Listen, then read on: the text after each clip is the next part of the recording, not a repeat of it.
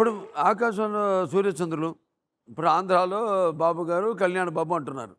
ఇప్పుడు ఈ కలయిక గురించి మాట్లాడుకునే ముందు ఇప్పుడు ఒక చిన్న సందేహం ఇప్పుడు ఈ కలయిక జరగబోతోంది అని ముందే మీరు ఊహించారా?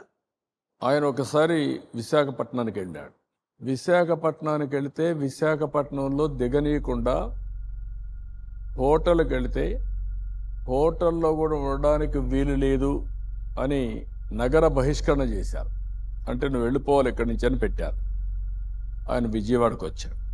నన్ను ఎవరు పిలవలేదు. నేనే వెళ్ళి ఒక నాయకుడిగా సంఘీభావాన్ని తెలియజేశాను. నేను ఎప్పుడూ మీకు అండగా ఉంటానని చెప్పి వచ్చాను. అంతే కదా. ఆ తర్వాత ఇది జరిగింది. ఇది జరిగినప్పుడు పాపం పవన్ కళ్యాణ్ గారు హైదరాబాద్లో ఉంటే రావడానికి ఫ్లైట్ క్యాన్సిల్ చేయించారు. రోడ్డు మీద వస్తే నందిగామ దగ్గర ఆపేశారు. వేరే రోడ్లో వస్తే రానికపోతే రోడ్డు మీద పడుకొని ధర్నా చేసి నెక్స్ట్ డే సాయంత్రం నన్ను అరెస్ట్ చేసే వరకు అతను రానియకుండా కట్టడి చేశారు. తర్వాత నేను జైల్లో ఉన్నప్పుడు మీరు, లోకేష్, పవన్ కళ్యాణ్ గారు వచ్చారనుకుంటాను. తెలుగు రాజకీయ ముఖ చిత్రాన్ని మార్చేస్తారు మీటింగ్ అది.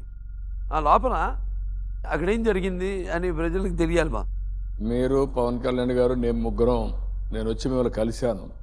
2 నిమిషాలు పవన్ కళ్యాణ్ గారు మేము ఇద్దరం మాట్లాడినప్పుడు ఆయన మామూలుగా నన్ను అడిగాడు, ధైర్యంగా ఉన్నారా సార్ అంటే, నా జీవితంలో ఎప్పుడు అధైర్యం ఉండదు, నేను భయపడను, మీరు కూడా ధైర్యంగా ఉండండి, ఏమీ కాదని ధైర్యం చెప్పినప్పుడు రాష్ట్రంలో ఉండే ప్రత్యేకమైన పరిస్థితులన్నీ కూడా చూసిన తర్వాత ప్రభుత్వ వ్యతిరేక ఓటు చేయలేకుండా నేను ప్రయత్నం చేస్తానని పదే చెప్పాడు.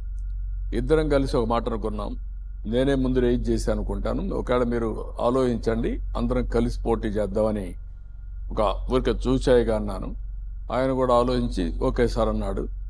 బీజేపీని కూడా గట్టిగా నచ్చజెప్పి మేము అలయన్సే తీసుకొస్తామని కూడా ఒక మాట వాడుతూ అది కూడా ఆయన చెప్పడం జరిగింది. బయట పోయి మీరు ముగ్గురు ప్రెస్ కాన్ఫరెన్స్ పెట్టారు, అలయన్స్ ప్రకటించాడు. అంటే కేంద్ర ప్రభుత్వంతో కూడా ఏమి సంప్రదింపులు జరపకుండానే ఆయన వ్యక్తిగతంగా నేను నా సంఘీభావం ప్రకటిస్తున్నాను చంద్రబాబు నాయుడు గారికి, తెలుగుదేశం పార్టీ కానీ. That is the beginning of our victory.